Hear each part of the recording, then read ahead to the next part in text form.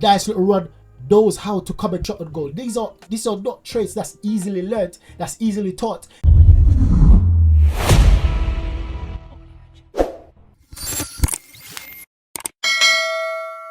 So big congrats to those that make it to the semi-finals. So we've got England, we've got France, we've got Spain, we've got Netherlands. So big up to these four nations. Out of those teams, I'm seeing an England and Spain final, and that's going to be a superb match because we've got all the top ballers around the world competing for that trophy, that Euro trophy. But we're going to get into some of these action that we saw over the past few days.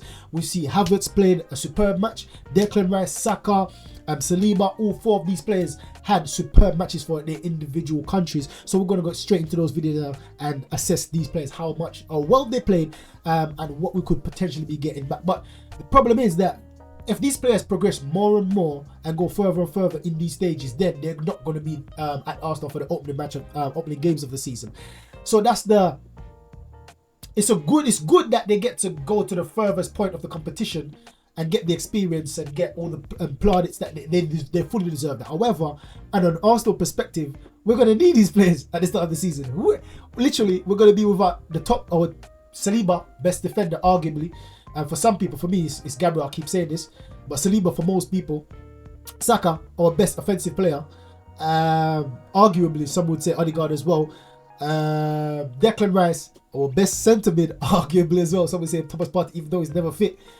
So we've got Saliba, we've got Declan Rice, we've got Saka and Havertz. Basically, our best striker. I will just leave it at that. Our best striker right now is Kai Havertz, and we're going to be missing him potentially for the beginning of the season. Well, let's see how that goes, because some players will come back early, and some will go for extended holiday. Who knows who's going to come back quicker? But that's the thing where we're going to be missing some key players. So let's get straight into the highlights and see how well these players played for their individual nation. So you know we have to start off with Bukayo Saka and big up Chemo FC again for this footage. But we have to big up Saka because Saka had a superb match. Now I can't believe people have been saying that this guy is world class. Look at how he plays. Look at this. After this match, I believe everyone's starting to accept that Saka is a wonderful class player, a world class player. And even if they're not saying it, I believe that they're starting to accept it now. Now look at these touches, look at these passes and there's no one there. There's no one there to have a tap in. So you see, even that shot, he was having he done that shot before, the goal that he actually scored. He done that shot action a few times. He didn't get an exact finish. Then I believe that this guy can eclipse Iron Robin. Iron Robin, he was a very good player. However, Robin started to be world class, I would say, close to the ending of his career.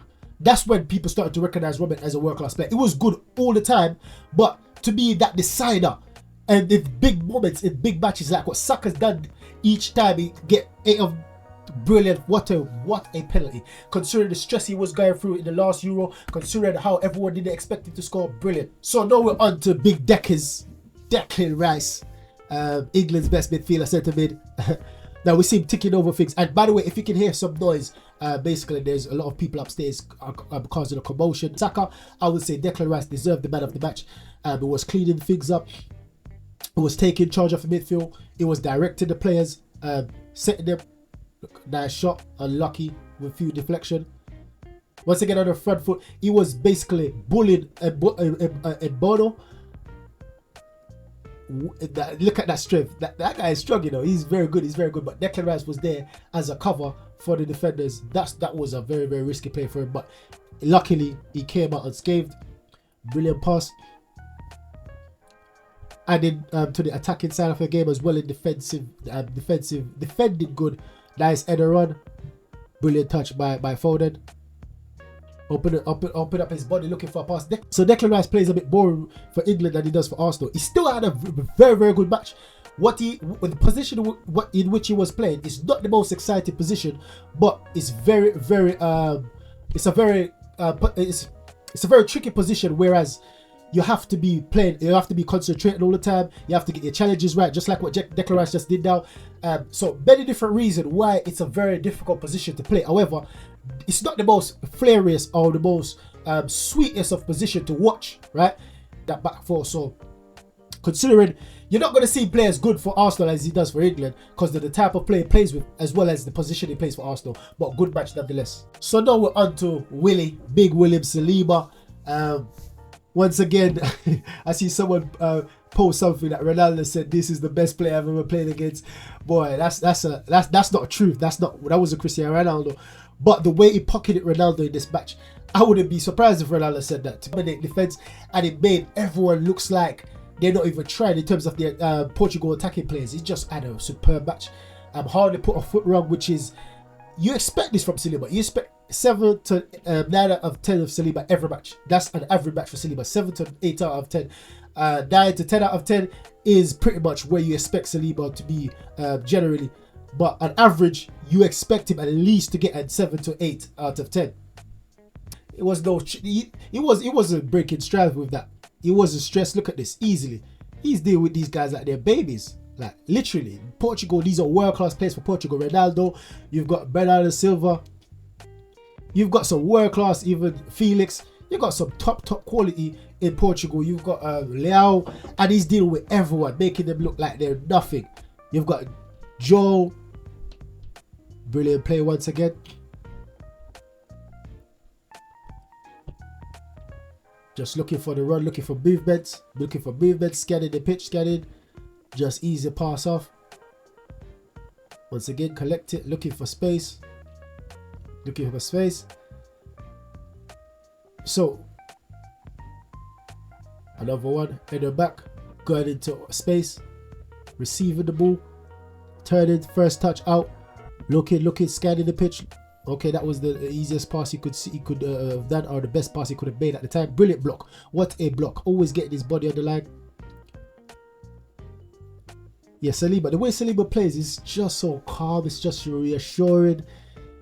It looks like his team is not under pressure. They're not under stress. He just takes away a lot of pressure from the defense. So he was one of the influential players that allowed France to go to the semis. Well done, William Saliba, man. What a resurgence! What a resurgence in his career since he came back to Arsenal from Saint Etienne. A lot of people say that, listen, we're going to best his career by sending it alone, but it shows that, listen, stop questioning Arteta, stop questioning the board, stop questioning Edu. We don't need to question every single decision. Just trust some of them and then see what happens, right? What depends on what happens, then we can criticize, then we can judge. But to be dogmatic in every judgment, like judging harshly, man, it's not fair. It's not fair, because we see with situations like these, the board, Arteta, Edu, they're right in this decision. Sometimes they're going to be wrong, which deserve criticism, but we need to sometimes give people leashes. Give Arsenal, the club, the structure, Edu, Arteta, give them a leash. Let them hand themselves with. Then you can better judge the situation. Now we've got Kai Havertz against Spain. It was a brilliant match from Germany. Germany almost made it through, but Spain had a bit too much quality for them. And Kai Havertz, once again, that's a brilliant play by Kai. But that player wasn't good enough to take that ball into his spell and bring it, allowing Germany to get a chance with that one. Nice header run. Brilliant header run. Another one. Looking for the space. Execution was a bit poor. A bit too much on it, but man, that was a good try from Kai. You can see that confident. That was a poor ball. So big up to all the Gunners that perform well on international duty for this week. We're gonna see them play again. What is it? Tuesday, Wednesday. We're gonna see at the semi-finals. So I'm gonna see how the Arsenal players played in that match. Then I'll keep you updated with that one. But thanks for watching, guys. Make sure you hit the subscribe button, make sure you hit the like button, and leave a comment in the comment box below. Let me know whether you disagree or whether you agree with what I'm saying. I want to hear your comments. Let's have a dialogue. Let's have a conversation in the comment box below. Thanks for watching, guys. Catch you next one. Goodbye.